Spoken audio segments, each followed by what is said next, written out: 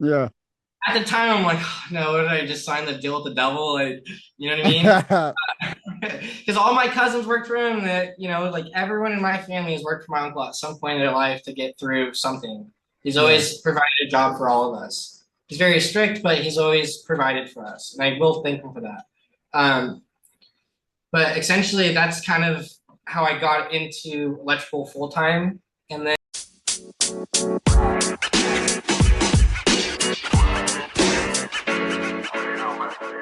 What's up, everyone? Welcome back to the Young Electrician Podcast. My name is Ruben Young, aka the Young Electrician. Here on this podcast, we like to see electricians grow, not just in the field, but also in their personal lives. With that said, today being from Pinpoint Electric. Nick, how you doing? good. How are you, Ruben? I'm doing pretty good. Pretty good, pretty good. So, Nick, kind of what we're going to do today is I want to hear your story. I want to hear how you got into the electrical trade. I want people to be able to hear this podcast and kind of just learn from the things that you've done, from the lessons that you've learned, mistakes that you've made, going from just being a normal guy to an electrician to an electrical contractor, owning your own company. So Nick, let's just hop right into it. Also, Nico Olson, you're here too. What's up, Nico? What up, Ruben?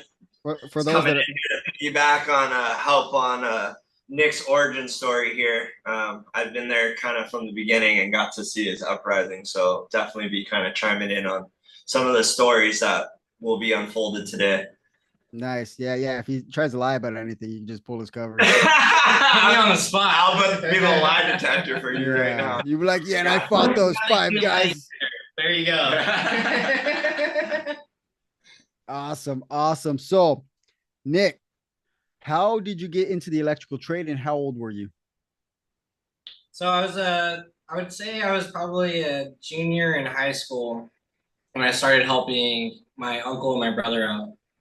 It's mainly my brother on the weekends because my parents were very, if you want something, you got to go out and earn it.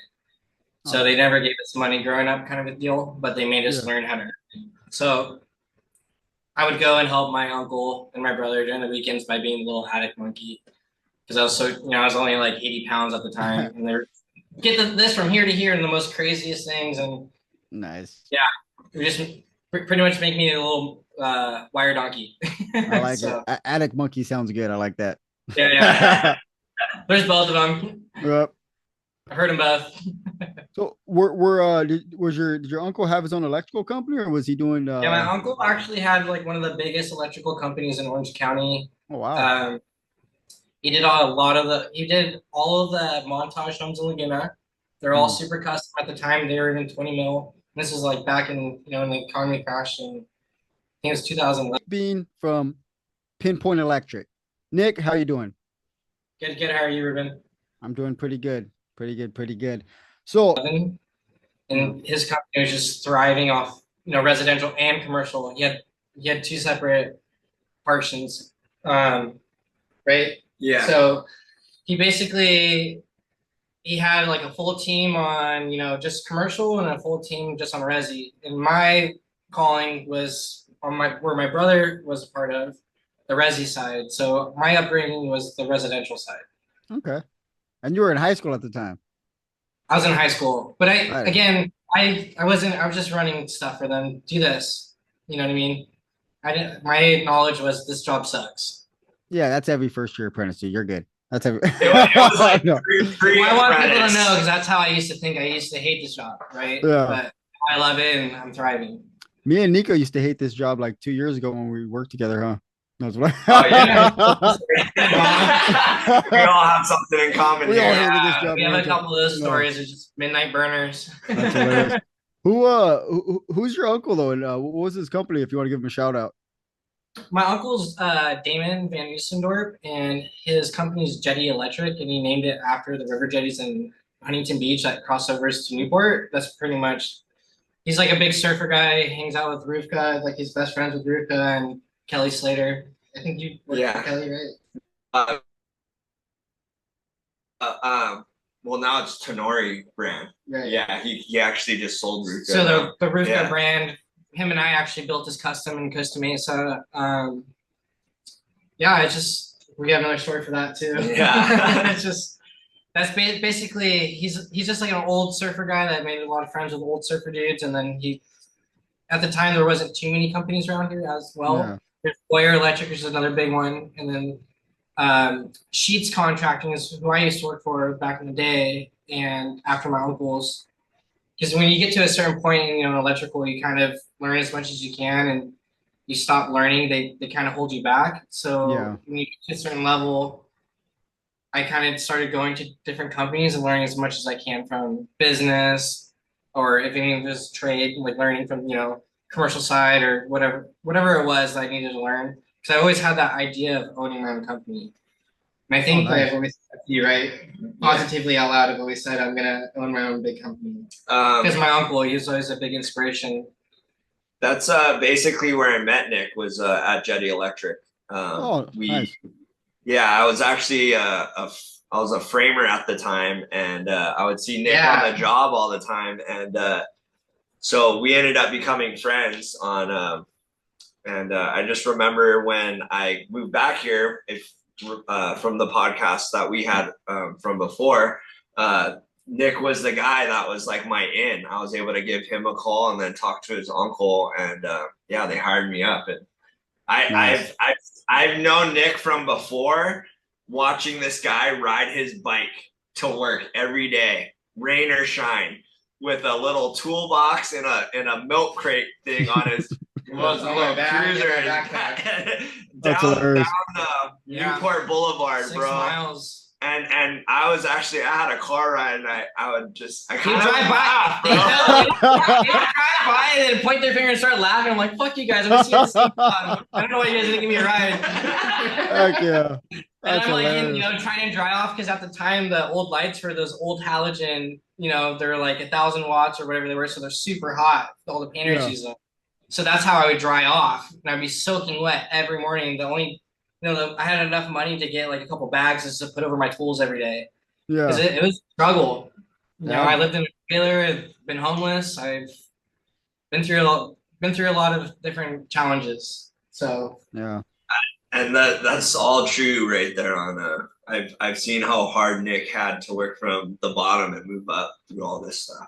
Even at the top of my uncles, I was still treated like a bottom person. It was kind of crazy on how that worked on Nick. Was running jobs basically, and he yeah, they're really hard on you though, because I think if they your knew panels, your potential. Everyone, like Illuminati panels. Yeah.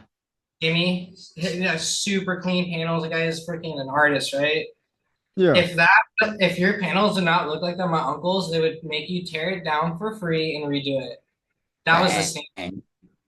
And I can to all of this. That's how my uncle's company was. If the inspector would walk on that job, he'd see your panel. I don't need to see anything else. I know you guys. That's how strong of a company my uncle's was. But it's very strict, right? If it didn't look perfect, if your roommates, just rip it off on your own time and do it again. Or go get a job somewhere else. Yeah. Professionalism, man. By doing that, he had the top tier. I mean, all of us have our own thing now from his company. Yeah, he's produced superstars. Like Ethan, his uncle, who is our foreman on the jobs, is like he owns his own company too right now. My brother, and he taught us so much on a lot of the jobs we were at. Yeah, nice. That's cool. Sounds like it paid off, man. But I mean, it's hard. I mean, I still feel the same stress as I do when I was going through all that. It's not easy. Oh no, right? It doesn't sound easy. It's hard work every day. Yeah. So it's like when people say, "Oh, yeah, you're doing good now," it's like sometimes I wish I was back working for someone else because it's hard. Oh yeah, because now you got a couple different jobs because you're not just the guy installing stuff. You're watching your guys, you're scheduling stuff. You're doing. Well, that's why a lot of people talking to clients. Right. Like I think a lot of people don't understand too. It's like when you're able to put your bags back on as an owner, like how I don't know if you're familiar with Right Wire Electric. Shout out to him. Yeah. Some people frown upon that he's working every day, but that's our therapy. That's how we get through our day. That's how we get our frustrations out from business is through our work. So for me, it's therapeutic. Like I almost need to be in the field to get through some things because it's just how I work out my problems. Yeah. Yeah, no, that's understandable. All right, so You let's love your job. what's I up? mean, if you love your job, you're never really working, right? Yeah, I've been working hard, man. No, I was playing. No, I was playing. Bro, you remember I used to do Monday through Sunday? I worked every day Every and I day. would post it every day. I'm working Monday through Sunday. Here's 120 days. I post it from day one to 120 every That's day. nuts. It's hard work. And I still work like that today. That's the work Yeah. ethic. All right, so let's go back. So then we'll get to the to where you're at now, because I do want to hear kind of what where you're at now in your career, what you're doing, what your future plans are.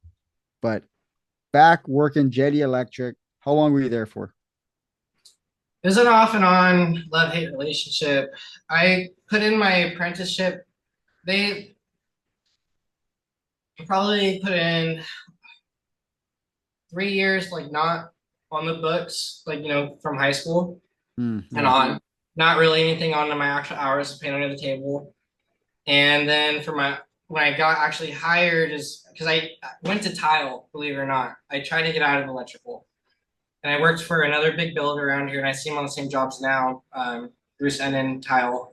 He's used to be my boss Hmm. and my neighbor growing up. He's my next door neighbor. So I like, oh, I don't want to work for my uncle. They're really hard. I just a kid. I was being a kid, and like, I didn't understand the man's world. I didn't want to Yeah. be pushed that hard, that young. Yeah. And thinking back now, I'm very thankful for it. But I tried to get out of it. I went to tile, and work got slow. It's right when we graduated, so it was like, during 2011, right when the economy was not so hot. And Yep. he still gave me a job, and I had two jobs at the time, and I worked for sales for Cutco. So I would go ride my bike, same kind of deal, all the way to from Edison High School in Huntington to like beach. So it's about like a 45-minute bike ride.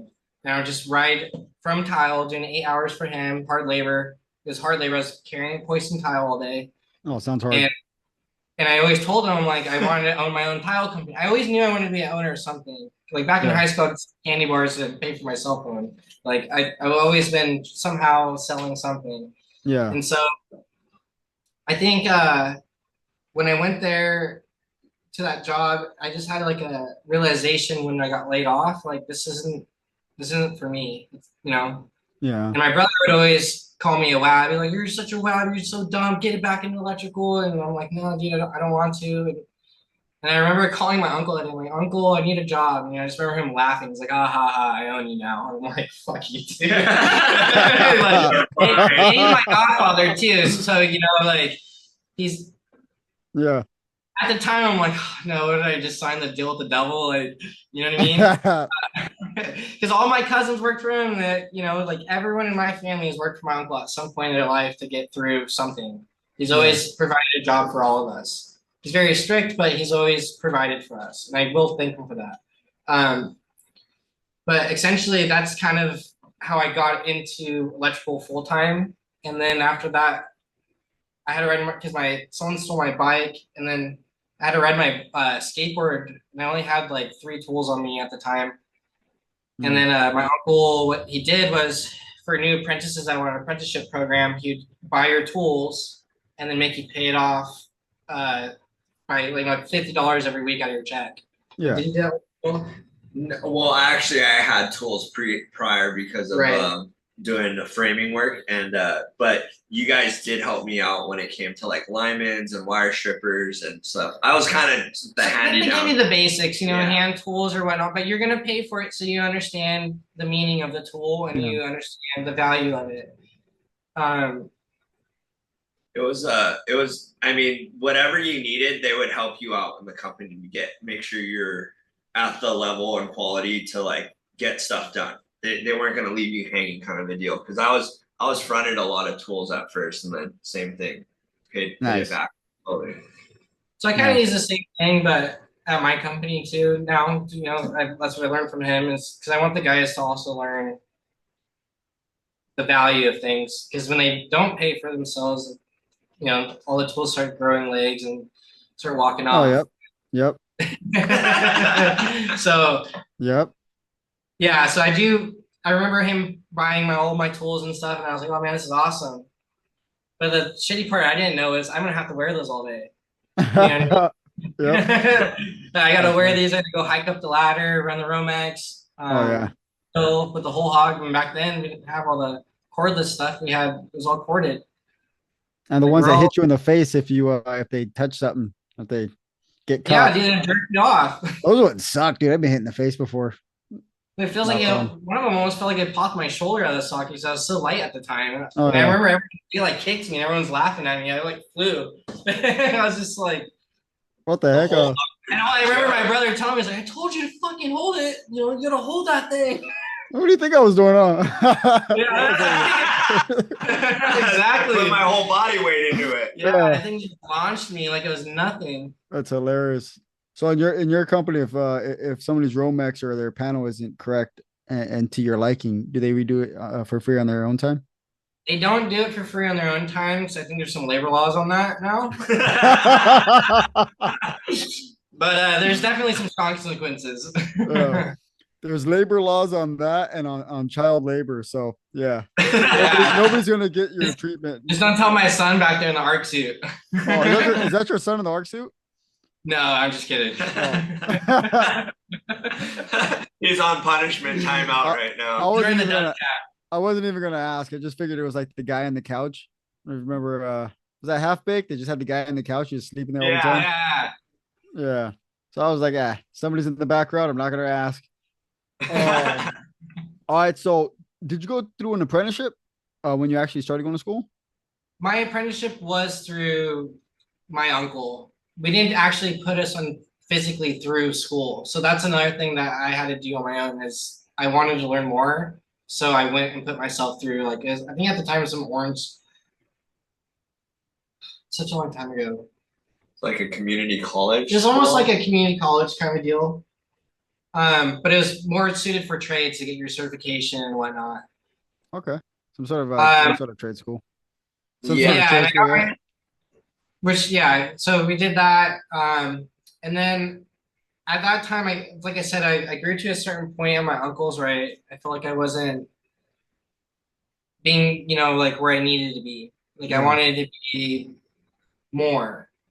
And that's because at the time I was going through, I was living in my car and it was just so hard to afford things. And it's just like, when you're trying to buy food or whatever it is, and at the time, we didn't have the same prices. I was only making $10 at like an hour.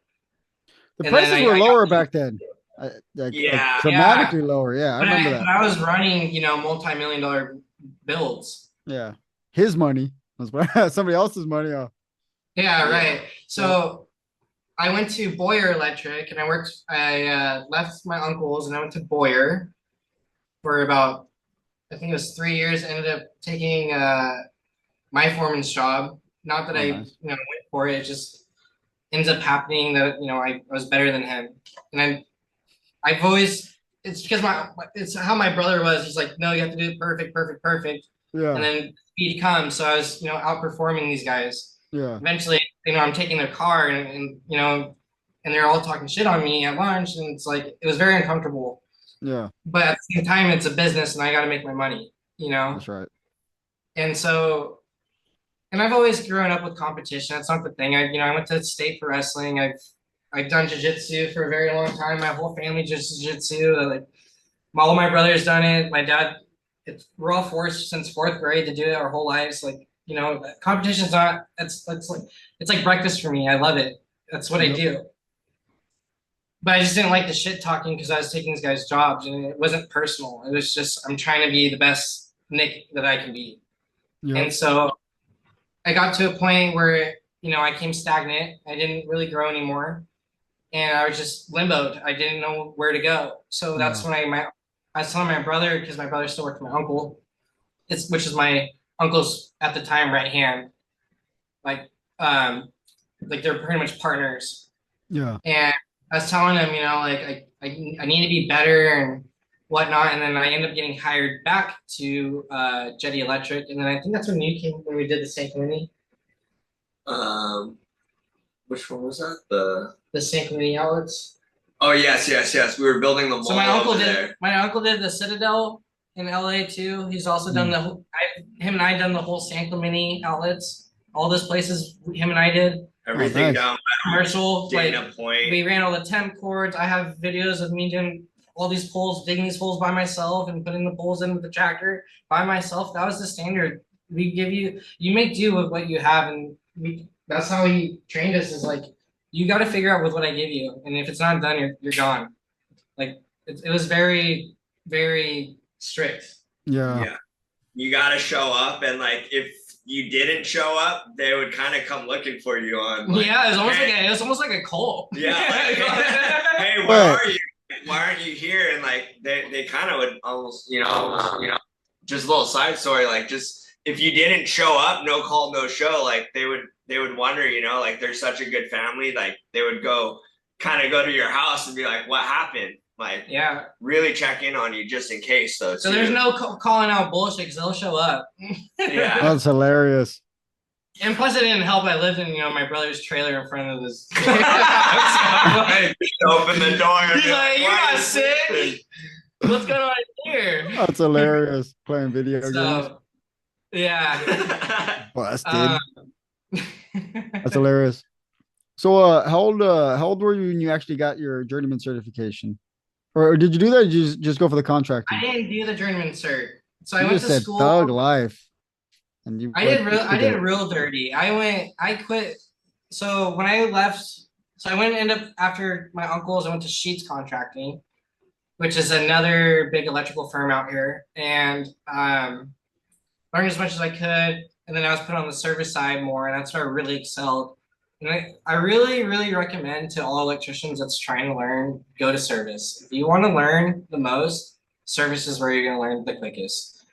I put all my guys through service the first year just so they can start understanding why things are getting fucked up. That's just how it is. I want them to see all the mistakes that we go and fix, and then I explain why we do it the right way. That's just so it clicks more to them. Because when I was put in, I was given plans and said, do this or you're fired. And I would have to sit there for hours, go on YouTube or whatever. Yeah. They didn't give you a school. You know what I mean? Yeah. If you wanted to, and I think it was also dirty for like electrical contractors can't be having their guys unless you have a general contracting license. You can't hire guys unless they're certified. Did you ever hear that? Do you mean like if somebody has like an ET card? So if you were to go hire someone, for instance, since you're licensed now, right? Yep. And they're not certified, you can get, and technically it's a huge no-no. Yeah.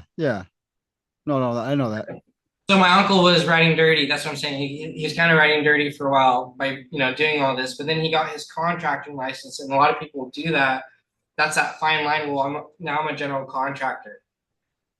Oh, interesting. So if you're a general contractor, that's where I learned. Yeah. Go ahead. But if you're a general contractor, you need to take on a couple of jobs at one time on each project, correct? I think it's like 3 jobs you have to do in order to get the contract. You can't just do one specialty job. You would have to do 3. Well, like you can do drywall. framing and you can get a GC. Okay. Interesting. A lot of framers, that's how they get their GCs. They're just, or drywallers. They have that cert, and then that's how they get into general contracting. Yeah. That's but what ours is a specialty license. Yeah. But they're able to do it under their license. All right. Well, that's pretty smart for him. Right. Well, that's what I learned. Boyer's done it. Sheets done it, and I was like, "How are these guys affording?" Because it's you got to put. It's hard to build all these houses, and you got to pay all these guys that have these cert cards because they're expensive. Yeah. So how do you go around that? Get your general contracting license. So can an electrician go and get the general contracting license without having any other skills?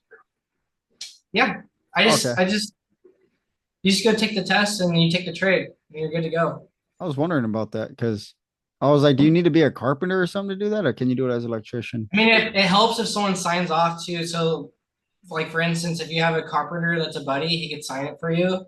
Yeah. And then say, I have the the documentation, And as long as you pass that test, you're getting your license. All the state cares about is money, bro. That's why they don't make true. tests. Are they making you retest every 2 years? Oh No, no, they're making you. Nope, they're making you pay for your license. making you repay every year. That's what they Yeah, want. it's every two. Every 2 year. Yeah. That sucks. Nice. So okay, so how far into your trade? How old were you when you said screw it? I'm getting my contracting license. So I got burned. I was always doing side jobs, riding dirty. And then if I really needed a license, I'd call my big brother and be like, hey, I need a license on this. Can you help me out? Yeah. And my brother trusted me. Yeah, and then I came, vice president through his company. And then if I really needed a license, I would hit him up for like a service change, so I could go pull permits or whatnot. So my brother's always been there, kind of helped me get those side jobs when I needed a license. Yeah. But I was always doing service calls just to fix things because it's quick, and you don't need a license if it's only $500. Yep. Right? So I'm going there and only fixing the problems that they have as a side job. So after my regular job working for someone else on service, I go do one job a day for $500. Yep. Right? Not the same client, because I never want to get in trouble. I would never break that borderline. That thin line that is there's a thin line. You don't very hard to see. Yeah, you don't want Sting, crawling up it either. Yep. So I did a lot of, side jobs, just whatever I could, and I gave them all up when I worked for Sheets Contracting because he was supposed to give me all his commissions on these big jobs I was selling. That was the service job company you're working for? Well, he's a big builder, but I was doing the service portion of his company. So I ran his service division. I had guys under me that I would control, but I was the head manager at service. So they would send me to go troubleshoot all the stuff that you don't normally do, like transformers, like bigger stuff. You know what I mean? Yeah. Like, hey, we got, industrial stuff that's not working, 3-phase coming in. What's going on with this? Oh, we just had someone here. They messed up the rotation. Can you figure out the rotation, get it right? Or simple stuff like that I would do for Sheets. But he also had, a commercial side and a residential side. All these big contractors in Orange County, they have two things in common: commercial going and residential. They just don't have one. Yeah. That's what you have to do to have 10 guys here. You have to have both going. Yeah. That makes sense. Yeah. So essentially that's pretty much. Well, but his path. So when we left, his path was great because dude. Sometimes I'm envious. I'm like, fuck, dude, I should have went to Helix because you went to Helix, right? Yeah, right off the bat. And they put him through school for the certs. So now we're talking about a bigger company that's doing the Passaic and Huntington Beach, like a bigger, they're a big company, but they're not union. Yeah. But they're like union. Yeah. They pay for your benefits. They hook you up, right? Like your schooling, they pay for your school. What else do they give you? It was free insurance, yeah, and our medical insurance. So it's nothing that these contractors could offer. Like I could never offer this stuff for my guys. The smaller starting off companies don't really do like the 401k, and they're not setting you up for the long run. And if you're not with one of these bigger companies, that's something you should be kind of looking out for yourself on. Where do I see myself when I'm 60? Am I able to retire with the money I'm making? Am I happy just kind of doing the job where I'm at? And I like how Nick was doing it. Was we both were roommates for a little bit, and I remember we came to a point where we both kind of were at a pinnacle where we're like, you know what? I was like, I want to get my journeyman license. I do plan on trying to get a C10 just for side work jobs that I have. But I remember you specifically were like, I don't want to do the journeyman route. I want to go get like my general contractor. Because once you do journeyman route, you're kind of fucked out here. You always have to have your cert renewed, or you know what I mean? You always have to go to that. Every time you get a certification, you have to go get it renewed. And maybe you can help me with this, Ruben. How many years is it? It's the same. It's 3 years. Yeah, 3 years for the. It's every 3, right? You have to get your cert renewed. Yeah. So you have to physically go in there and take your test. No, you don't. Right? No. No, it's actually an 8-hour class for schooling. It's a 32 hour. A buddy of mine, he It's said 30. he had If he retested, it's because he let his journeyman card lapse. Yeah. Or he went in for fun. Time expired. So yeah. every 3 years, you need to have, I believe, I think it's 1,000 hours of work that you've actually worked in the trade within that time, and you need 32 hours of continuing education, and then you need to obviously pay them. Yeah. right. Yeah, pretty much it. Now that sounds familiar. Now I remember it. Yeah.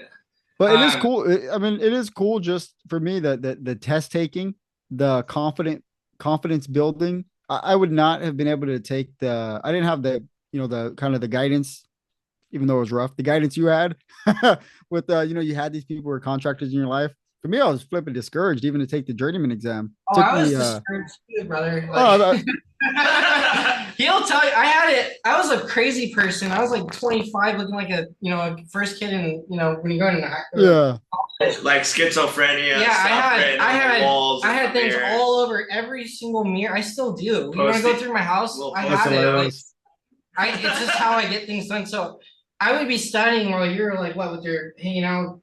Yeah, I was cruising with my girlfriend at the time. Doing nothing. And I'm in the bathroom like, and I have the worst ADHD ever, by the way. Like, my mind's just like constantly it's going like this. I was in all the the slow classes growing up because I I was in all the RSP classes.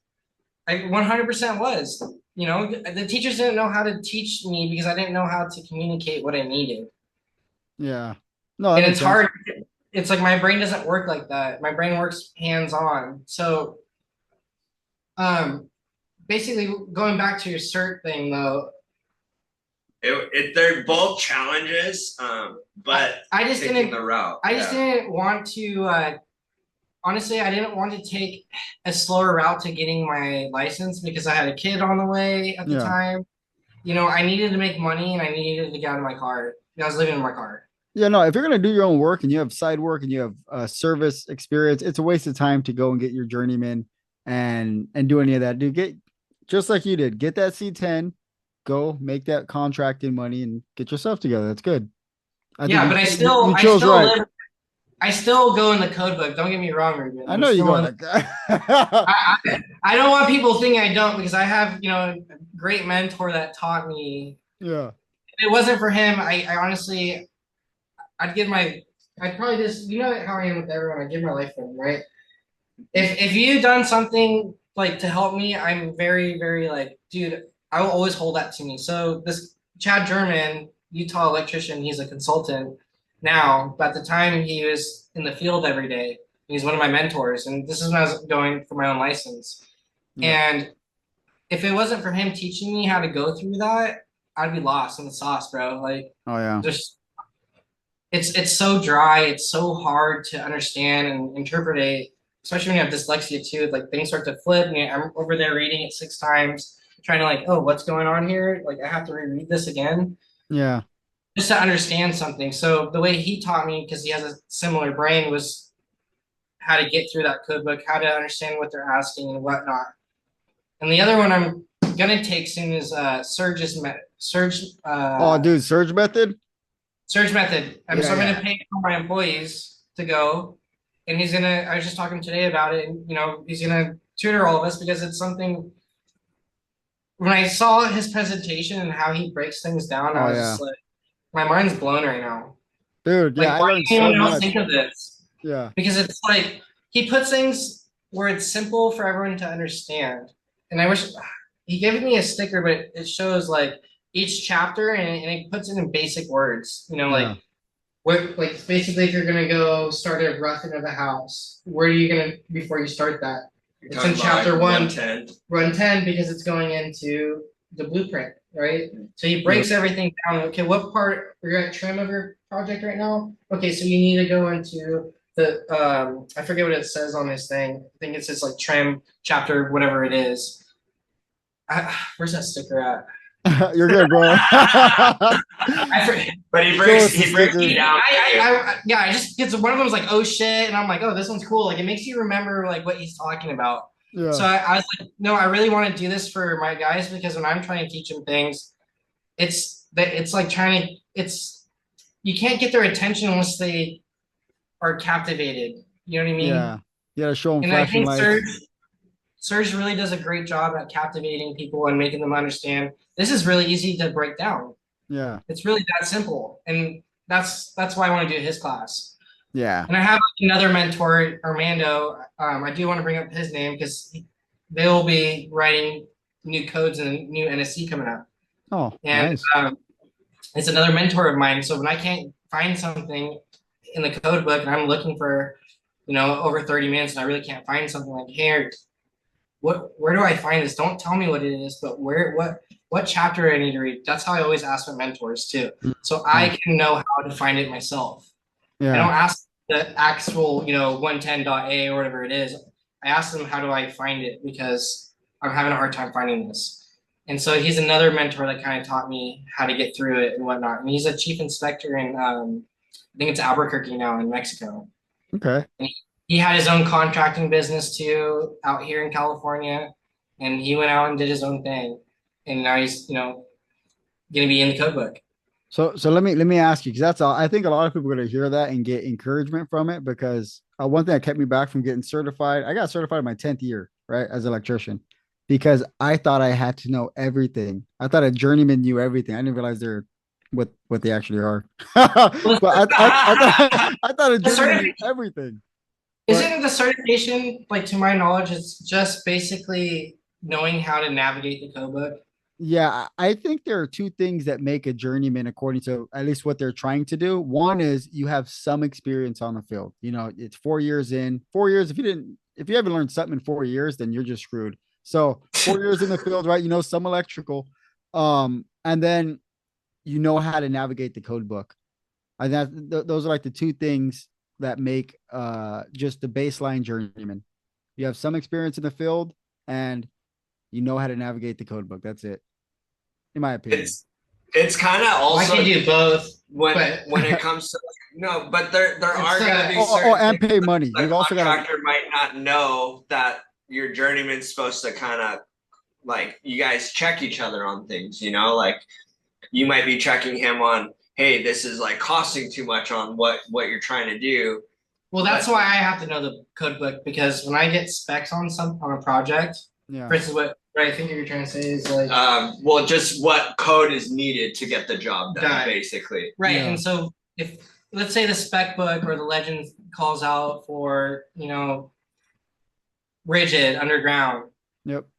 And you can run PVC. Think about the difference in cost and knowing how to navigate the code book to go take that and present that to them. But if the specs call for it, you're supposed to install the rigid, right? Unless you can get them to, unless the architectural signs off. Oh, sweet. Heck yeah, get that. Okay, let's throw a kicker in there. Like, so what if you're as long as they write it and they sign off and they readjust the plans. Yeah. You're good to go, baby. Run that shit all day. That's money. That's how you underbid someone and you still do it right. Yeah. So that's what makes you like. That's why I have to know the code book, because I'm constantly looking for things, not to do it necessarily the cheapest, but how to get through correctly and still deliver a good product. Because I'll invite you to me my jobs, Ruben. I find one thing on my job, please, that you don't agree, or find one code violation. I screw in light bulbs, bro. Okay. That's it. I screw in light bulbs for a living. All right. I don't even know how I got here. Yeah. Let me ask you though, having that going straight for the contracting and not having that time, like Nico, you went to apprenticeship. They showed you how to navigate the code book, right? You learned something about navigating the code book, gives that confidence. Go ahead. Didn't you? But they put you through a full school, right? Yeah. So the way Wika and ABC, they kind of have different little programs how they put you through school. I think ABC would do like throughout the week, you go like maybe Tuesdays and Thursdays for 2 hours, versus how Wika would do it is every 6 months you go to school for like 2 weeks straight. They really break down the code for you to understand. But they also did. I remember you sent me videos. Like they gave you it was kind of hands on. They gave you all those contactors and whatnot. Oh yeah. So basically, when it came to like controls, or let's talk about motors setup on trying to figure out how like phasing goes, they really go in depth on giving a hands on presentation of like, this is how it should be done. This is like good makeup versus bad makeup. You would troubleshoot things. When you're working through all that stuff really kind of portrays to what's on the job. Yeah. And but that's the thing too, though. When you're working for a big company, you're not always going to be doing everything you learn with that company. I think Ruben and I were talking about how you can be a one-trick pony for a little bit, and that's what companies do to you. Yeah, you're good at that. Keep sending them to do that, because now we're going to maximize our profit. Yep. That's a business standpoint, right? That's how they're thinking. Because I think like that sometimes. Even though I don't want to, but when you put a bid out, you don't want to lose. Come on, guys, we gotta go. If this guy runs, if he can rope a room faster than anyone, of course I'm gonna want that guy to be roping everything on every job, basically. And so a lot of people get stuck because they don't. I didn't have the knowledge of, oh man, I can go learn other. I had to do. My family was like, no, this is your life here. Like, this is where you're working. You're stuck. You're not gonna get a job anywhere else. Blah blah blah. They would implement that, dude. Yeah. On like telling you like, nah, dude, you're with us for now, forever, kind of a deal. And I don't think I'm like that with my guys. I mean, honestly, like these are the different routes. I would love to have you here, but I hope that when you're my age, you have your own thing. Like I really hope that person, because I didn't have the knowledge. I had to do all this on my own. My family didn't help me with learning how to get my contractor's license. I had to do that through hard studying. And I never studied in high school once in my life because I was in the slow classes. I didn't have to do it. Lucky. I got A's on everything because I just showed up. You know what I mean? Like, school wasn't my thing. I mean, I did fuck around. I knew I was, abusing the system a little bit, but it's just, I had to learn how to study myself. And dude, I gave myself like this weird nervous twitch that I had for like 2 years.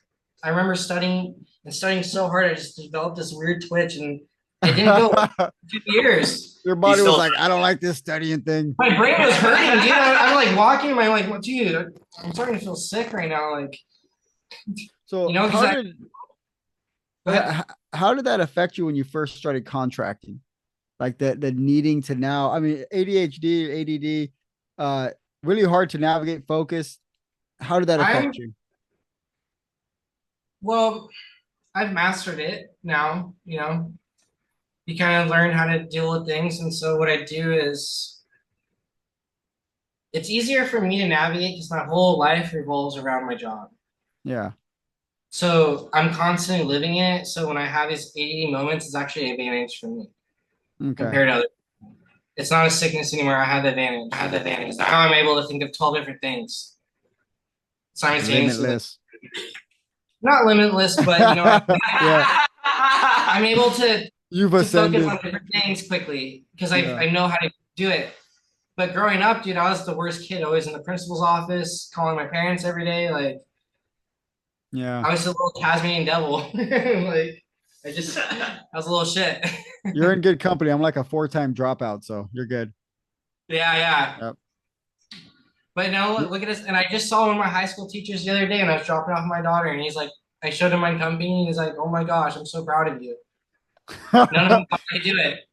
He's like, man, they all bet against me, but look, now I did it. They're like, we all lost that bet. It's time to pay up. They're like, you're not in prison? What the heck? Yeah. That's awesome. That's cool though, man. I think that those are the kind of encouraging things that I think people need to hear, especially with ADHD. I had people hit me up on some of the YouTube videos I made earlier on, and they're like, hey, what if you have ADHD and it's really hard for me to pay attention? Can you be an electrician with ADHD? And I was like, half these fools have ADHD over here. But yeah. It's also though, like it's kind of like a superpower though. You know, if you have ADHD and you're actually something you like, I'm so skilled at all these things of it. You become hyper focused on the things you like. That's why I have this podcast. You have ADHD because when something's not going what you want to do at first, that's kind of why we zone out and we start trying to find other things within to like make us feel better, you know. So if you're not liking your job or doing the right thing, those guys are the ones that are on their phone the whole time, or they're trying to try to get out from what they're doing. Those are the guys that want to go home, you know. Yeah. You call them the ETs, bro. The apprentices that are the ETs, because they're like, I want to go home, you know.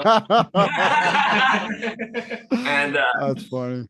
But once you start loving your shit, dude, you're fucking you like the grind, you like the hustle, and you want to fucking make money, dude. And then those are the guys that show up early and want to get shit done. Yeah, that's a different mindset, and I think that mindset's really it's hard to give people. It's hard to give people your mindset, and sometimes it's hard to get that mindset, you know. And I struggled for a long time to be productive. I hated to be an electrician for quite a while, and then some just clicked after I got married. I got certified. I got a new boost of just encouragement. Got the C10. Started this podcast, and I think I might have ADHD as well. I'm not sure. I think we all do. I think it really does help though. Like when you're going back, let's go back to like 360 or like how he's so encouraging. Like, oh, we're gonna do this. We're gonna do this. It really helps you have those kind of people in your life. Yeah. That are rooting you on, because all the toxic people will bring you down eventually. Yeah. It gets hard, and they will. I've hit it, you know, through rock bottom, through, you know, relationships, through women or whatever it is. Yep. It just happens to us, you know, and yeah, it's one of those things. If when you're bringing negativity from home to your workspace, you know, your productivity goes down, and ADHD kicks in. You know, you're focusing on other things other than what your work is. So I think we've gone over that a little bit with the mental health aspect of what goes on. And Nick, definitely, for sure, seeing how much you work, you love your job on what your hustle's all about. I love making money. And I love seeing my clients' happy face. That's good. And teaching. Honestly. And teaching, dude. I remember when I used to love teaching.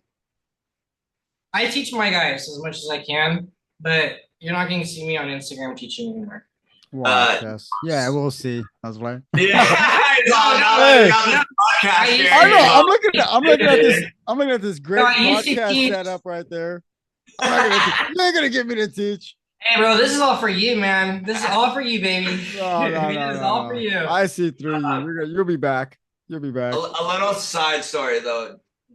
When I first got into electrical, when I said I was in an apprenticeship, I was in a bad place, and I was kind of going through a divorce at the time, and I was homeless for a minute. And when Nick found out I was homeless, he actually invited me in to go like couch surf for a little bit. And I was just hired by their company, and dude, you're helping me figure out 3 ways with a piece of paper, and we're drawing out how the circuitry worked out. And we didn't have power at the time. We had a little fireplace going.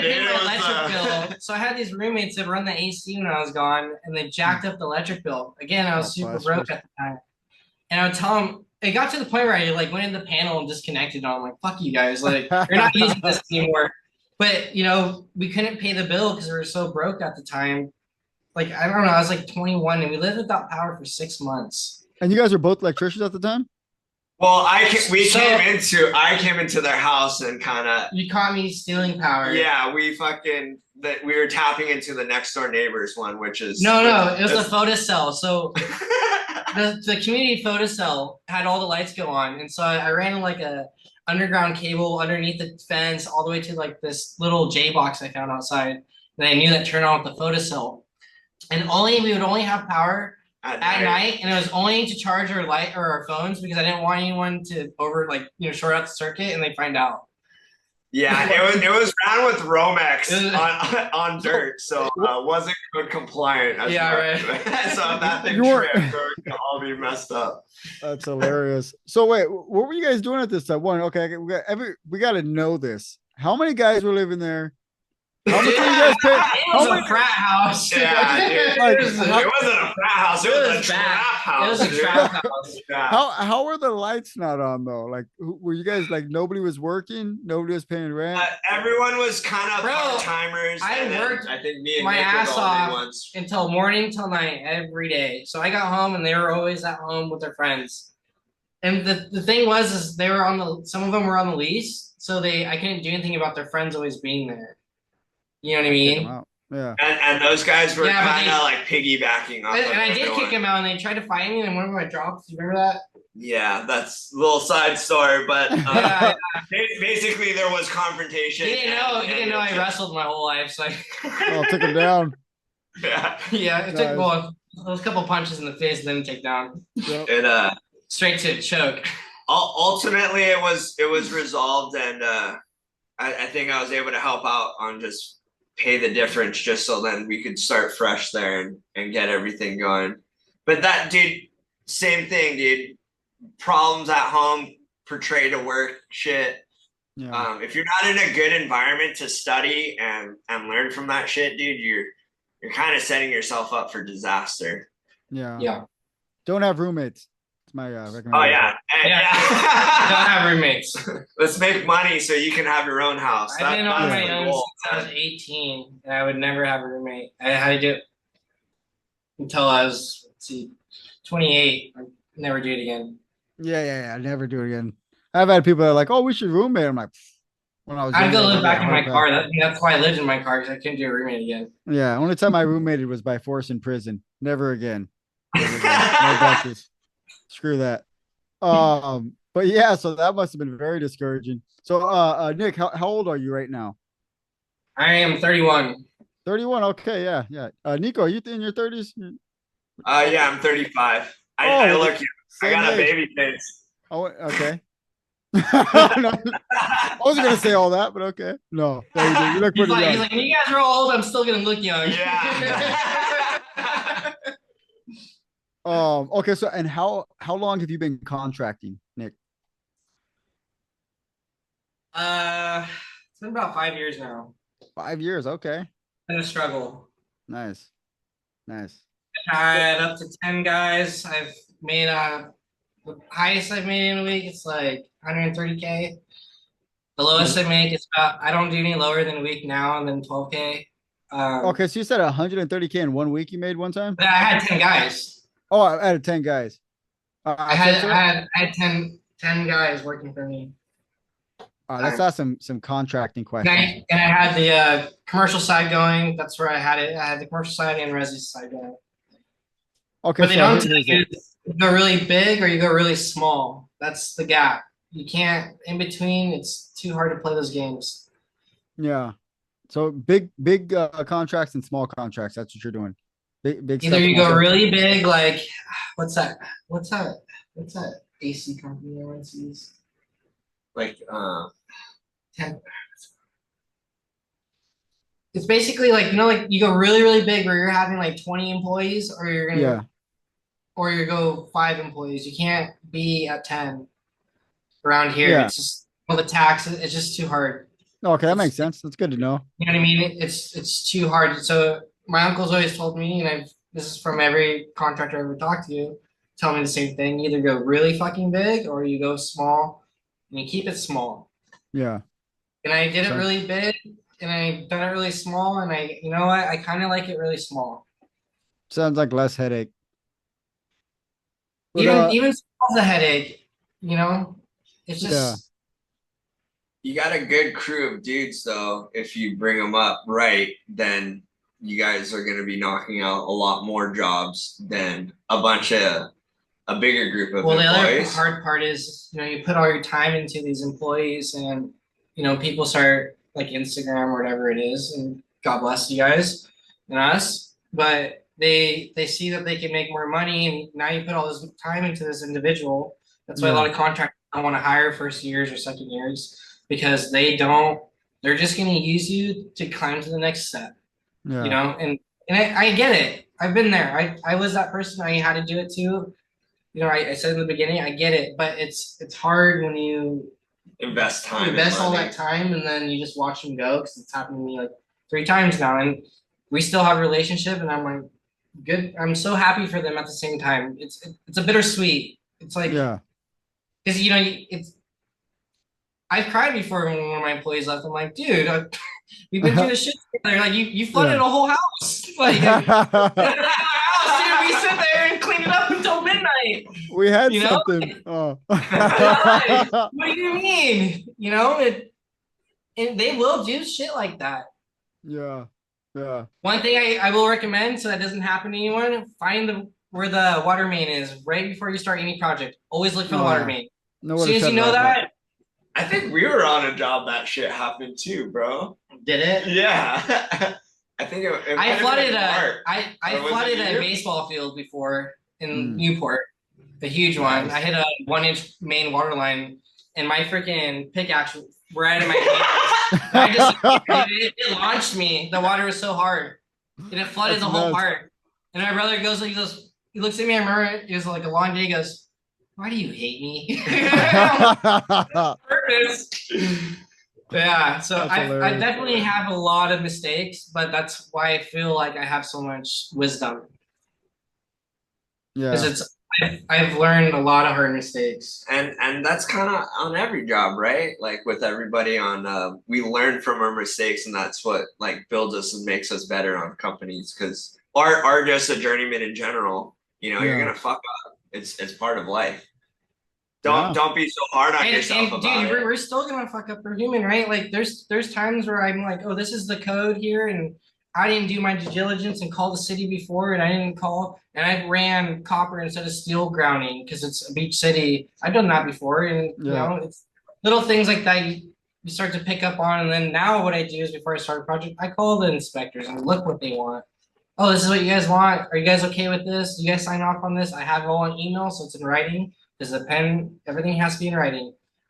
As soon as they say yes, it's okay, and it's good to run, then guess what? Now I'm passing inspection every time. I don't fail inspection my first time, ever, because I call the inspector first and I develop a relationship with them. That's smart. That is good. I think that's what they want to see, because even in Anaheim, they want stainless screws instead of, you know, it's just every city's different. Yep. So it's one of those things too. It's like the NAC code book is a bare minimum, but you really need, if you have to go, because the city is looking out for the customer and themselves, so they're going to do a little bit more of a code on you, right? They're gonna be a little bit more stricter and have a little bit more of a quality control on you compared to the NAC, because it's bare minimum.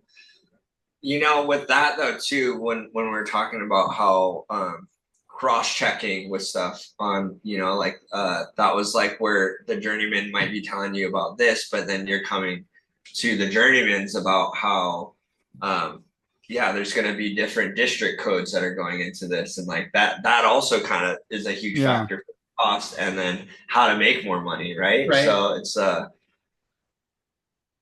your job on, we as journeymen, I want to say, or maybe like the apprentices, they always see the higher ups kind of might seem like they're standing around, but there's a lot of backsides to these what's going down that we don't see, kind of a deal. And there's like that little resentment gets built up, and the feud about it. So if you're understanding how much work goes into it on someone running a company and doing that, you're gonna have more appreciation for your boss on when you guys can work together and make your company grow and make money, because they're gonna want to keep you. If I'm producing the work for someone that owns the company, I take my guys to Disneyland. All the ones that I love and I want to keep in the company, I'm taking them to Disneyland. I take them to fancy restaurants. I give them a shitload of cash. I just gave them 10 grand the other day. Like, whatever it is to keep them, because it's so hard to find quality people. What do you think is one of the number one reasons you see people leaving? Unappreciated.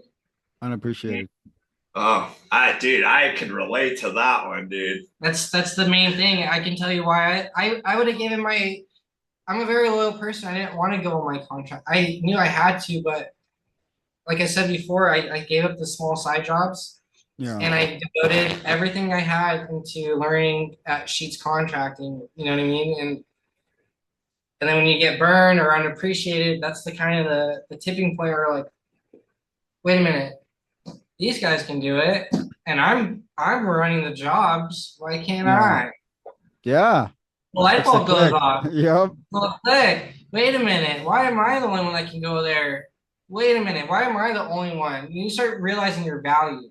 Yeah. And so I gave him an ultimatum. I want $50 an hour, or I'm. And keep in mind, at the time when I left and I gave him that ultimatum, I only had 10 grand in my account. Yeah. But I believed in myself that I would make it because I've lived in my car before and I knew I've hit rock bottom and I could still hit it any day and I know how to climb back up That's right. like that. I just hit rock bottom again 2 years ago. I mowed a quarter mil, with a contractor, and you hit rock bottom. And now I'm have to figure out how do I make this, how do I not go bankrupt when I put all my eggs in this big contracting business and Yeah. did all this work, and they're taking forever to get paid. And meanwhile, I paid all my guys first, the materials first, so I know how much money I have at the end of the day. Yeah. You know what I mean? And so when I got burned, I knew I was okay because guess what? I built this already. Yeah. I know how to lock in these contractors. I know how to connect with people. I know how to win them over. I know I'm pretty good at it, right? Like I know how to, like, psychology I'm always been really good at. Conversing with your clientele, knowing what to sell. And not to sell. Yeah. Knowing not to sell to them, because you don't want to sell to every customer. Sometimes you want to do those free jobs because guess what? That little seed you just planted is going to flourish into a bigger tree. And it's happened time and time again for my company. I've done so many free jobs just so I know that no one else can have their hands in there. Yeah. And I still do it till this day. It's how I do it. It's, you know what? I'm not gonna charge you guys. One of the builds I just did, I could 2 years went by and my warranty service is done. Guess what?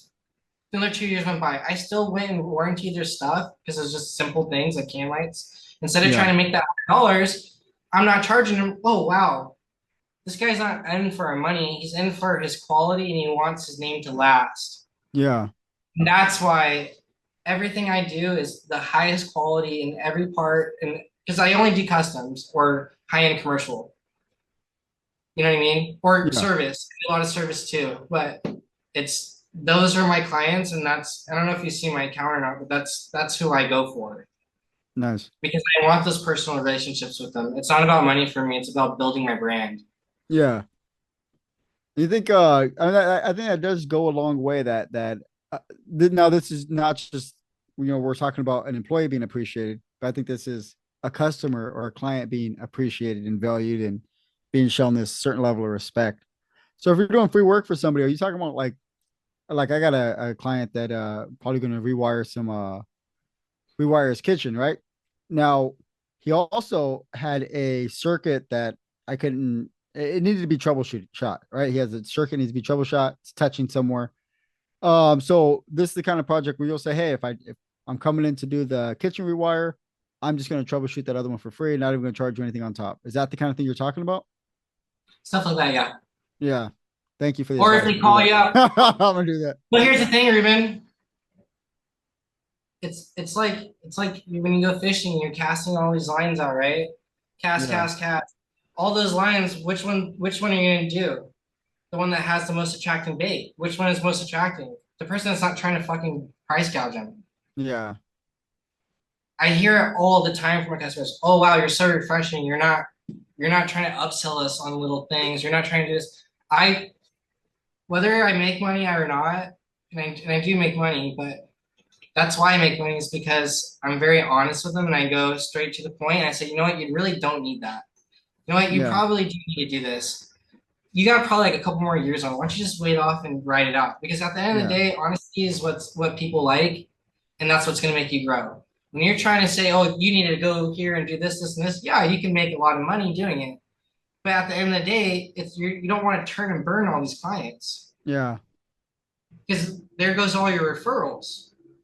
Yeah. Your free referrals that you're getting, there they go. So now you're left with what? Google, and you have to pay for all these. Yeah. Yes, you might have great reviews on them and you might get new ones, and that does happen, but 99% of the time, I've never not finished a job, and I never not had a house that I finish a job and I still go back to service. Yeah. They don't want any other electrician there because they know I'm not out there to take from, even though they're the richest people. Like these guys, this is their vacation homes. They don't even live here. I could tell them anything I Yeah. want, but Yeah. I don't because of the relationships. And then guess what? Now I'm one of the biggest companies in Orange County. Yeah. And I could every day you guys can call me and on live and I'll show you it's a beach house. Every project is not a beach house. I have Yeah. all beach houses. Today I'm at the Emerald Bay. I didn't post that today, but I'm at the beach on Emerald Bay. I had no reception down there in the cabana. Every Yeah. house is a beach house. That's right, because of my sacrifice throughout the years of doing shit for free. I had a bigger picture than getting rich quick. Yeah. Doesn't work. Doesn't So, work. so I think that's one thing too, because a lot of people, and you know, I'm trying to figure it out too when it comes to pricing on your hourly wage. Like somebody starting out, What are I'm you starting out. pricing at hourly, if you don't mind me asking? I I started out at 100 an hour, and not sure if I should be going down because I don't have a ton of overhead. But I don't know. I mean, for certain people, like I'm gonna do somebody's house, the rewire, I'm gonna charge. I think it was like 75 an hour. So You need to be at your first hour needs to be at 250. Anything after that needs to be at least 120 to like 95 so to 120. so I'm too low. Yeah. Oh goodness. Okay, For good. the first hour. For the first hour. First hour, All right. because that's for your paperwork. Who's gonna do all that paperwork, Ruben? Yeah. You are, or your fiance. Thank God my fiance does it all. I thought I was like, okay, well, because I don't have a lot like an overhead or anything like that. So I'm like, okay, so $100 an hour, I should be good. This one, I want to do this for 75 an hour for this particular family because it's going to be me doing it. It's Handyman are charging 75 per hour. Dang. That's what Also, I'm saying. And I'm really not trying to discredit anyone. No, When they're good. When I hear certain people and they don't work in the clientele that I have, and I know, because I've been to every company around here, and you can vouch for that. I work for every custom builder in Orange County. Yeah. That's why I'm so knowledgeable. We did what, the Ferrari dealership owner's house, and like we did Herbalife's custom. I know all the big players in Newport. Tomorrow I got a free boat to Catalina from one of the biggest owners in Newport. I'm not going to say his name, but he owns a flyer, and he's taking me and my fiance out for free tomorrow because I did some things for free to help him because I'm not over time. I did his house and all kinds of things now. You know what I mean? So is this? And I made a lot of money. So let me ask you. A lot of money. So your hourly rate, right? Somebody charging hourly rate, you're charging over $100 per guy.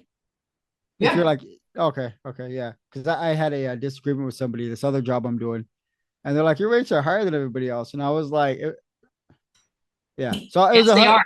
You know what? It is. I was like, yeah. Own it. Yes, they are. Because you know what? At the end of the day, I'm not.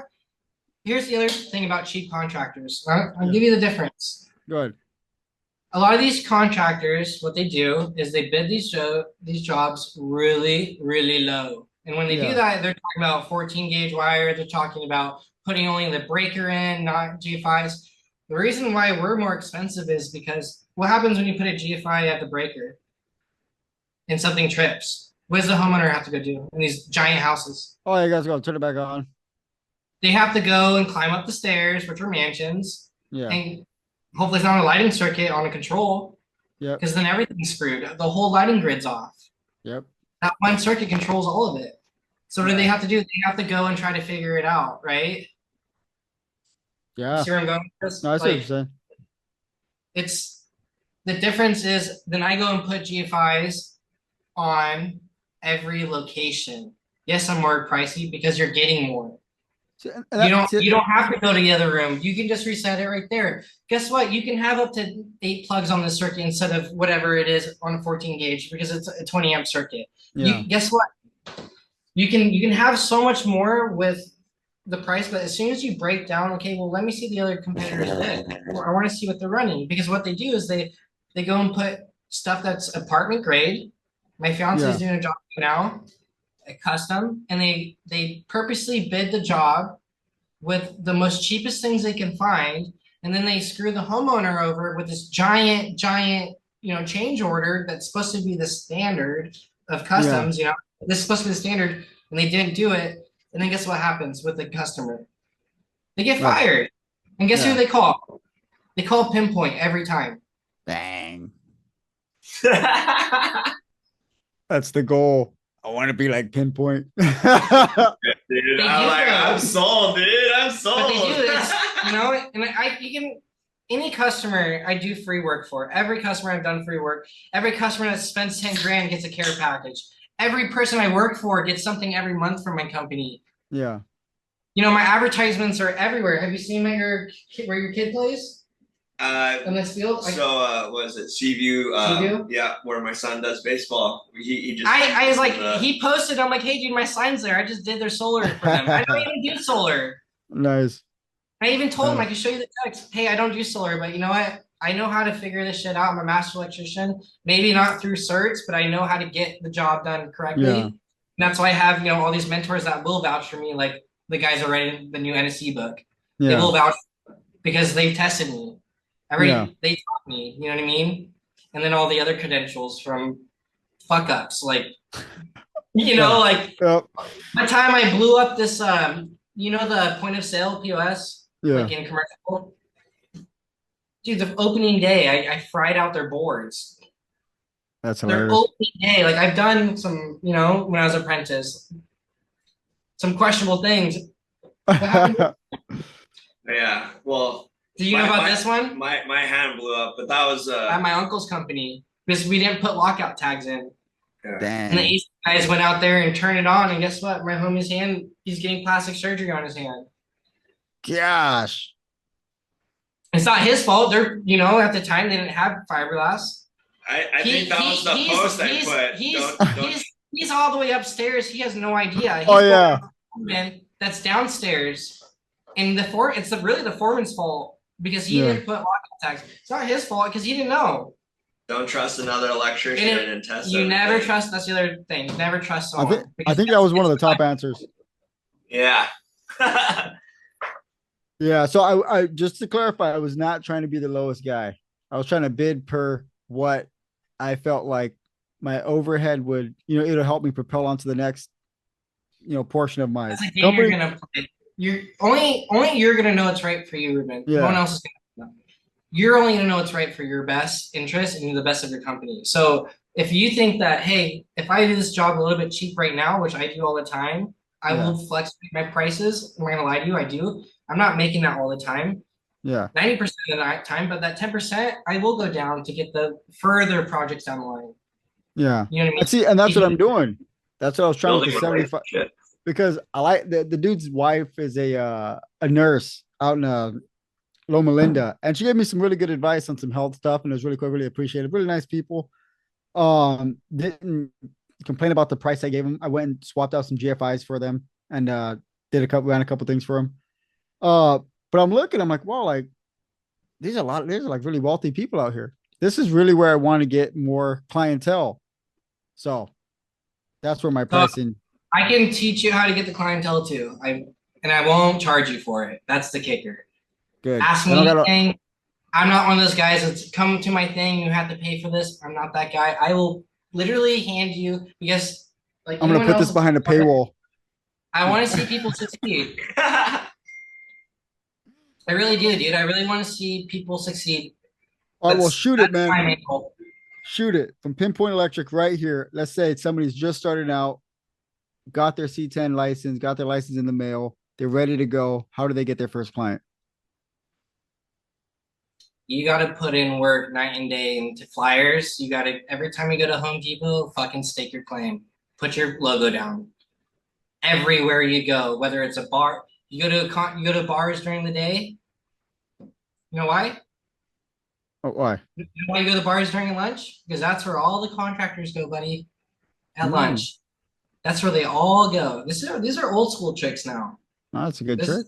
this isn't the everything's digitalized now. Yeah. This is the stuff that they should be teaching you for free. Yeah. So real socializing. You have to learn how to socialize. You have to learn how to. That's what I'm saying. You have to learn to connect. Bars. You got to go to bars during the day at lunchtime. Start. Not at night. I guarantee you see some guy with a hat on. No, not at night. During the day, because they go when their wife's not there. That's when they go. After work hours. No, they go when at lunch. I'm telling you, go to Pub 33 in Costa Mesa. You'll see all kinds of contractors there, right? Like, it's just that's how it is. So you got to do. That's just one thing you do, right? When you go out everywhere, you carry your stickers and you start stickering them everywhere because all those little subliminal messages will add up in time. As soon as they start seeing your logo, guess what? It's like that. What's that movie? Focus. I was thinking like V for Vendetta kind of thing, or like it's just a propaganda. Keep seeing your logo. They keep seeing your logo. They keep seeing your logo, and eventually they're looking up online. Oh, this one looks familiar. Yeah. That's another way you can do it. All the Home Depots by your house, stake them. Every time you go to a client's house, you better be putting your flyers in all the neighbors' doors. What do you mean stake a Home Depot? What do you mean by stake a Home Depot? And can I buy your starter pack? All right, bro. I still do this. It's like a real estate agent right here. You put that in front of the Home Depot? Like that's Here's my logo. Everywhere I go. I dig them everywhere I go, dude. And that is not Jason Momoa on his thing. Just letting you guys know. No, this is a right rock. But yeah, that's basically Is that a burn thing though? On like in case it does get taken out, you just kind of leave it there. I don't care if it gets taken out because I'm just gonna keep doing it. I don't care. I'm gonna win. Advertisement. I'm gonna win. Hey, guess what? No, guess what advertising is? What is advertising? 100% write-off. Damn. So they can throw it away, but you're writing it off. I'm writing off my money, motherfucker. That's right. Heck yeah. All right, so that's pretty good. I like that. You have to hit it from social media. You have to hit it from old school to new school, basically. And they're all going to tell you this just to tell you it, but basically, that's the answer. It's just you have to put yourself out there. Yeah. You go to Home Depot, you see someone struggling. Hey, sir, can I help you? Oh, yeah. Easy. Take a couple sales classes, right? Yep. That's kind of funny you say that, the Home Depot thing, because like when I hang out or Ace Hardware or what other all of them. You know, I have my logos on tennis courts in Orange County. I have my logos on baseball fields. I have my logos on golf fields. So you just go and just like, bam, I'll put this here. Because I remember. Bro, you're going to fucking, just like Wolf of Wall Street, you're going to fucking eat my company all day. That's all hilarious. Day. Shove that shit down your fucking throat. He's That's like hilarious. That graffiti all day. Obey. Just throwing up the tags everywhere. That's hilarious. I love it. I read my bike, dude. I'm stickering freaking Edison transformers. Go to Irvine. I'm sure you'll find one where I used to live. That's everywhere hilarious. I go, stickers. Everywhere, even Mexico, dude. I'm stickering. I don't care. It's it's a habit. It's a habit. Oh, I mean, they can find me on freaking social media. We might end up dead by the cartel, but you know. That's what the 360 electrician said when I interviewed him the other week. He was like, "Yeah, I'd slap him on. Anytime I go anywhere, I just put him on the panel." He was like, "I don't know if it's legal. I just do it." And I was like, "Heck yeah." Well, I don't ever sticker panels. That's not mine or anything. Yeah. That's the one line I do draw, only because I'm putting my name on it. And I really have a pinpoint kind of perfection personality. Yeah. You know what I mean? Everything has to be perfect. It's a sickness. I can't help it, but it's just who I am at the end. We're not going to ask where that came from right now. My brother. My older brother. It's a trauma response. That's hilarious. That is awesome, man. Yeah, if it wasn't for my uncle and my brother, though, dude, I posted them the other day. they in their own way gave me the baton, and it's my turn to show them what I can do with what they Yeah. gave me. You know what I mean? Yeah. And all the other people that are in my life that are rooting me on. And it's really important that you have a small circle and you don't tell things to people, Ruben. Yeah. If you have a deal going on, don't fucking talk about it. Yeah. I know it's exciting. I know you want it, but there's always someone out there that's going to try to ruin your shit. That's another great one I can give you. And I'm sure everyone knows that one too. And it's true because I've had people, you don't get to the top without people trying to take what you have. I Yeah. had someone on Instagram the other day. He asked me how I got all my clients. I said, that's why I'm the king around here because he's in my territory. I'm not going to tell you. Damn. And then next day, and I have screenshots, and everyone knows the guy, but I'm not going to say his name. I have screenshots of it too. Next day, he starts trying to add my fiance. Then he's trying to, and my fiance's kind of like not part of my page, and she's kind of hidden, you have to go through it. And then he's adding personal GCs of mine, and then my GCs are telling me, "Hey, do you know this kid? Like, why is he adding me? Like, he's trying to ask for work, just because I didn't tell him how I get my company." And then he goes around telling everyone, I'm a douchebag because I called him out on him. Like, why are you doing this? Like, you got to earn this shit, bro. You know what I mean? Yeah. And so it's kind of one of those things is once you get to the top, you're always going to have those people trying to claw you down. Yeah. So you got to keep everything quiet. Yeah. Yeah. It's an interesting thing. You shouldn't just expect that somebody's going to just give you some information. Well, it's like a Coca-Cola recipe. Coca-Cola's not going to give out their secret recipe, dude. Yeah. I'm not gonna tell you. I'll tell you you're in a different county. I'll tell you how to connect with people. I'm not going to give the people a secret sauce for it. So I'm not allowed to show this. So the Young Electrician cannot play this episode in your area, or they're going to know all your secrets. Yeah. At this case, dude, I'm ready. It's okay. Bring it. No, dude, that's awesome though, man. Because I think one thing is somebody could try to steal your methods, but they're not you. I had someone try to steal my logo too. That was they try to steal your logo? Yeah. That's hilarious. All kinds of things, man. My logo's from Canva, so you could make your own. It's not that hard.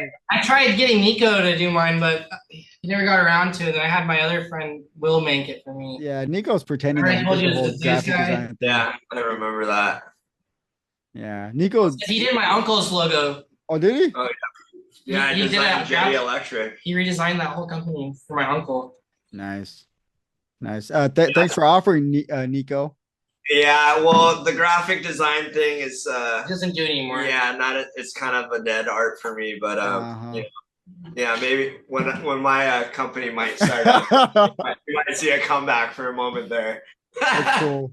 I got a Canva subscription for $15 a month, so I think I'm set. All my designs. No, I'm cheap, dude. I don't even care. When it came to the name of the logo of the company, I couldn't care less. It just had to look like it might be cared.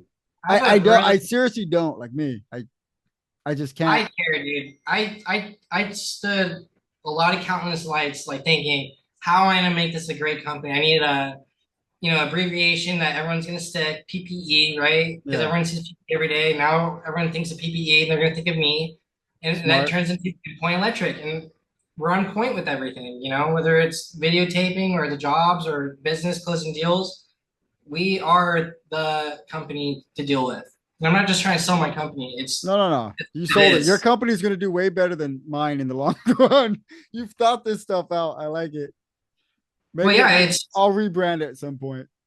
I mean, you know how many days I just sit there and. There's a lot of when you're sitting on the couch after work and talks about what you wanted to go down and how to design it. And I think that's a good point on you when you're starting your company. You definitely need to know the market and then the branding of your company on what you're trying to get out there. I didn't go to business school, by the way. I didn't do any kind of business, any kind of thing. I don't know. It just comes to me naturally. I think ever since I was a kid, you didn't really. Ever since I was a kid, I was selling candy bars to I had a cell phone for my parents. They didn't know I had a cell phone. I was selling candy at school to pay for my Virgin Mobile. You know what I mean? Like it's just one of those things. It's always been in me.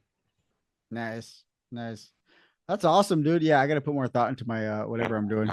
I'm the guy that like if I start thinking you want something that they do you want something that's going to grab their attention? You want something that's going to stick, right? Yeah.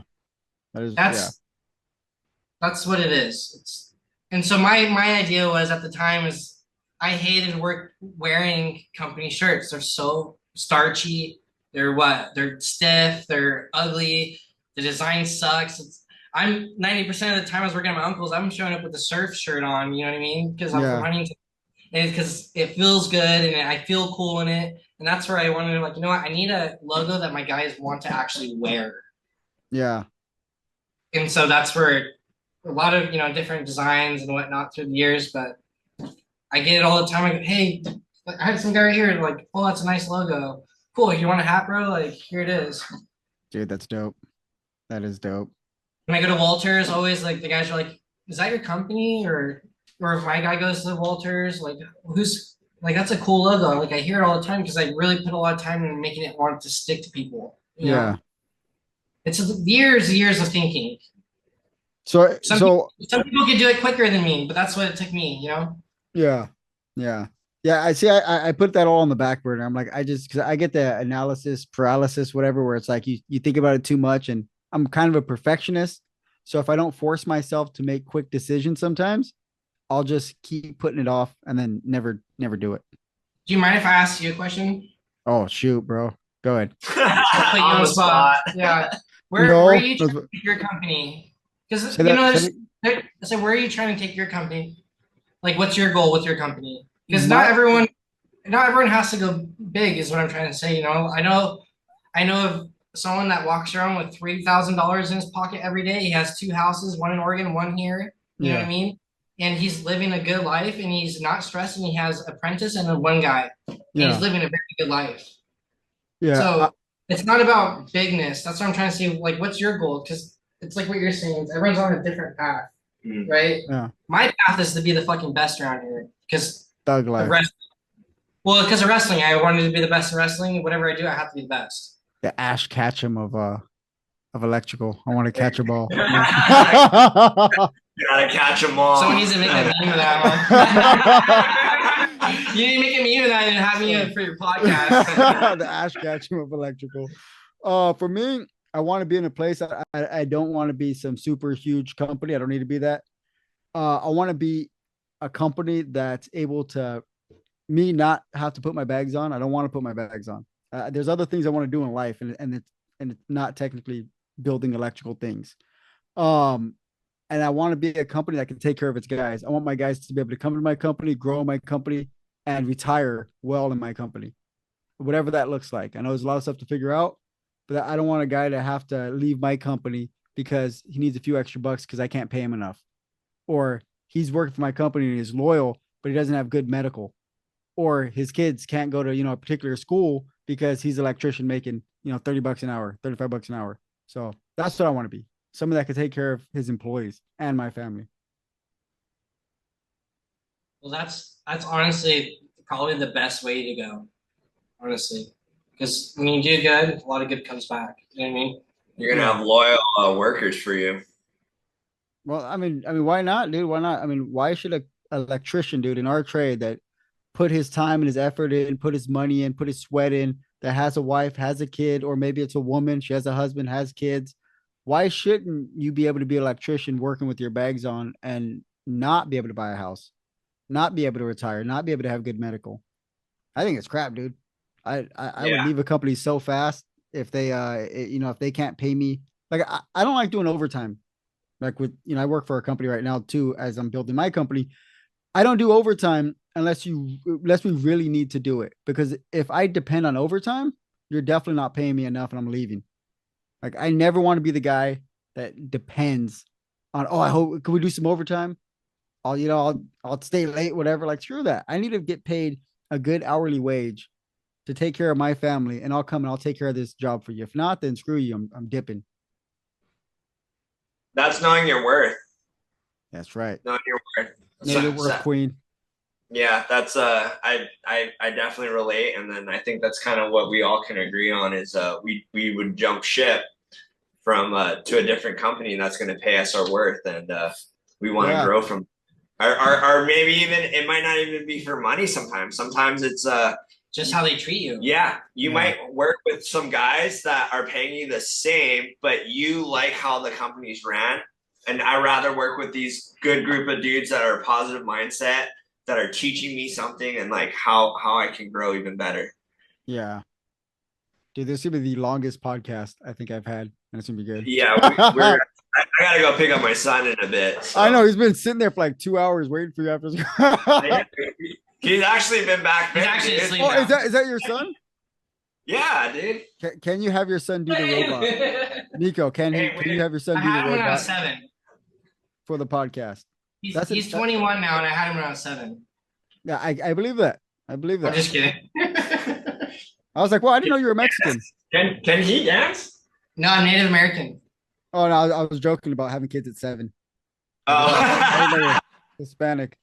That's awesome. So hey, last question, because this has been going on long. We're gonna have to do this again though, dude. So we're gonna have to maybe I'll go there. Tony, come over here and we can all sit here and chill and talk. I had to see it I had to make sure it wasn't like a meat locker you were in and I wasn't gonna leave. I was like, I think you can vouch for me, right? I'm gonna blink twice if I need help. Yeah. I mean, you got a guy back there just in a ARC suit, waiting to take somebody out. All right, so let's say you guys, Nico, let's say you get, you guys are together, right? You want to show Nico the ropes. Nico just gets his C10 contracting license. You're like, hey, midday, let's go to the bar and pass out some flyers, right? Or some cards or whatever, mingle. And then while you guys are hanging out there, you guys are having a good time. You see a flashing light come out of the bathroom. You guys are like, what the heck is that, right? 2 electricians going to the rest. You guys are approaching the door, and out stumbles 2 old drunk looking guys, right? Not too old, maybe like 45, 50, right? Nikola Tesla and Albert Einstein. And they're both drunk. They just popped out of a time machine, some random bathroom in a bar, and they're pissed off. They're angry. They're looking for a fight, and their eyes are set on you 2 guys. They roll up their sleeves, ready to fight. Who's going to win in a bare knuckle brawl between you 2 guys and Nikola Tesla and Albert Einstein? Go. Dude, hands down, we would smoke them. But at the same time, I don't know. They might use their brain power. I could vouch for Nick and I on where we're at in our lives is it's easier to be like, I'm a fucking pussy and walk away. Well, you see me do that. Yeah, dude. Even when I was with a super hot girl, I had this guy in my face. It's so much easier to be like, you know what, dude, you're right. I am a pussy. Because at the end of the day, it's not worth going out. Because everywhere is videotaped. Now, if we're in the back alley or whatnot, and there's no cameras, you're going to get the full might of my 4th grade wrestling all the way till now. 4th grade and I know a lot of dirty moves. Okay, so we'll pause the fun answers. Look, it's easier to run or just not fight. If anybody's listening, don't go fighting people. Even if you win, you'll probably go to jail. Just don't fight anybody. Okay, back to the fun question. Who's going to win in a one-on-one fight? No cameras. You 2 versus Albert Einstein and Nikola Tesla. And who would you pick to fight? I'm going to fight Nico because it's my name. Fuck this guy. Turn around here. We just get choked out. Yeah. Yeah. So you got Albert Einstein then. Yeah. He's probably going to start doing geometry while you're choking him. Are you just going to try to strangle me with the kite, but I'll probably have to break that over his head. Okay. All right. I'll accept your guys' answer. I get too many peaceful people on here now. I want some like, oh, I'm going to win. I'm not peaceful. No, I'm not that way. Don't you like me? You're a piece. Look at you. We can't say this on camera. That's why. I don't know what city you guys are in right now, but in that room right there, you guys have more chill per square foot than probably anybody else in that area that you're in right now. Just because you 2 guys are there. You're probably the chillest guys ever. Hell yeah. It was a pleasure, Ruben. Dude, this was awesome. I appreciate it. Anytime